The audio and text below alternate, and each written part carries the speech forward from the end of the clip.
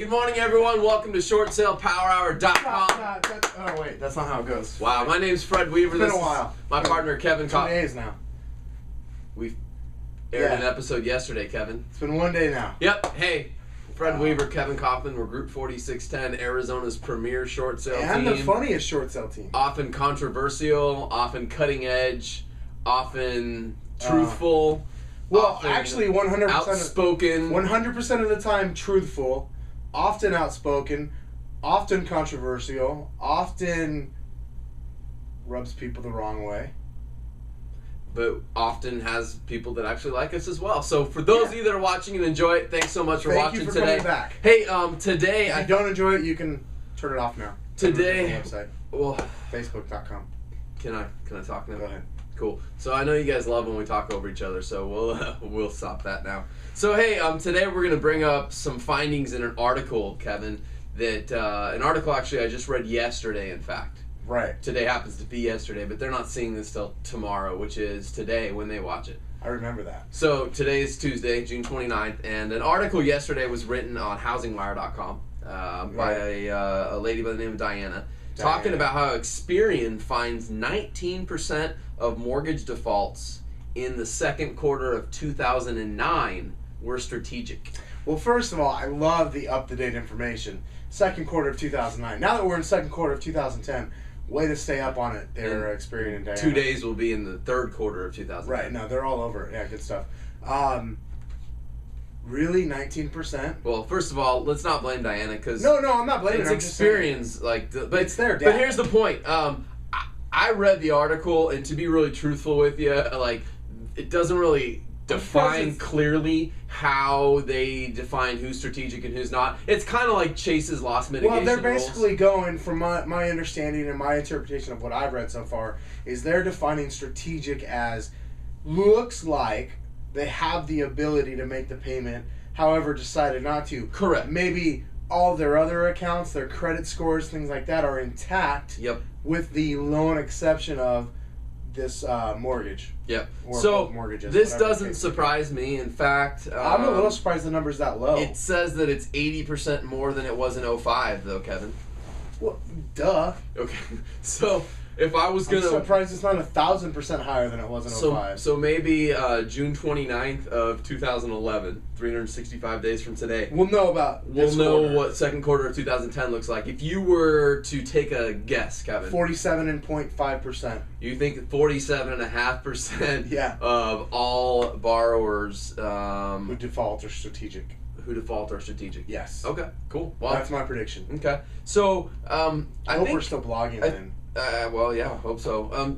Tomorrow, Kevin, I actually want to come back and talk a little bit around Fannie Mae's response in the last couple of weeks to strategic defaulters. Yeah, that's kind of funny. But before we do that, I thought maybe we could bring this back to agents who are negotiating short sales and fill you in on something that you may or may not be aware of. And I don't want you to be afraid of this fact, just be aware of it.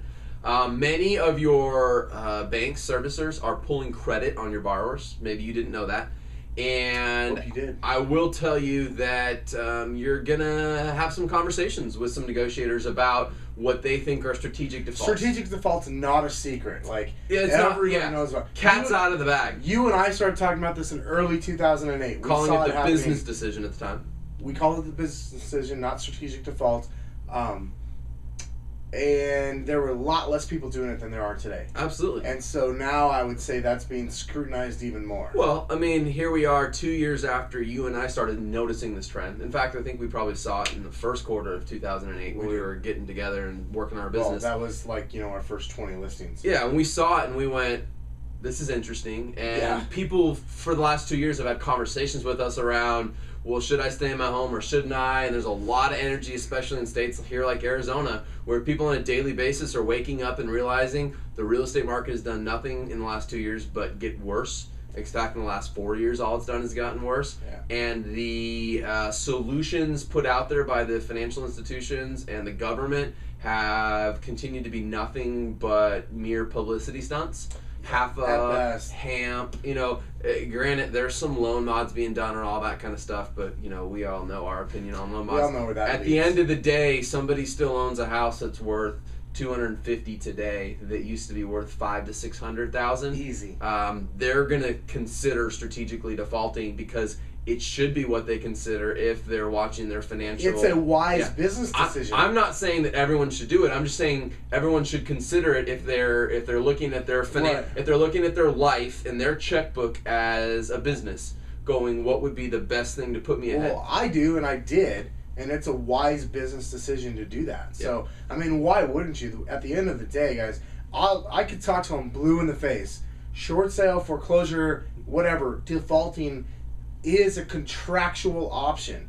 To me, the bigger question, the bigger problem we have out there is we still have agents who come to us to this day and say, hey, I don't know if I want to help people that don't have a, quote, verifiable hardship. So you know what? Let's talk about that tomorrow. Let's talk about Fannie Mae tomorrow, and let's talk about this contractual option thing, Kevin. Because I don't know that we ever really sat down and talked a lot about it. You don't hear us talk about strategic defaults, meaning you don't hear Kevin and I shouting from the rooftops, you all should strategically default. Why? Because we don't have to tell you to do it. There's people already doing it. Like, nobody needs to be a spokesperson to encourage people to do it. The guys at Done Deal Solutions or at Green Street Realty, whatever they are now, they actually hold seminars on strategically defaulting. I think it's genius. I know they don't like us, but that's okay, Derek. We're big fans, kind of. I love your ads that say, hey, come learn about strategic default. We can show you how to get out and make a business decision. The fact is that's real. It's occurring. And in a lot of cases, it's a good or wise business decision for that person. So let's sum it up here. Experian, Q2 2009, 19%. Almost 1 in every 5 homeowners were strategically defaulting per them. Per Kevin, 47.5% have strategically defaulted in the second quarter of 2010. I guess we'll Your find negotiators out there, I started to make a statement, didn't finish it, are pulling credit reports a lot of times. Specifically Bank of America, Countrywide, they're doing that. So get ready, if you haven't already, to have a negotiator say, why is your homeowner making all the rest of their payments on their credit but not paying their mortgage? Be ready to answer that. And tomorrow we'll talk a little bit maybe around how to answer that, but it's really not magic answer. It's about the bank making a decision, savings over foreclosure. Because as Kevin said on this show many a times, it's not really about the homeowner's hardship, is it, Kevin? No, it's about the bank's hardship. And when a seller's not making a payment, the bank has a hardship, whether they like it or not, okay? So we're going to wrap it up like we always do. 1, 2, 3. Short sale power hour! Short sale power hour! Crush it, strategic defaulters.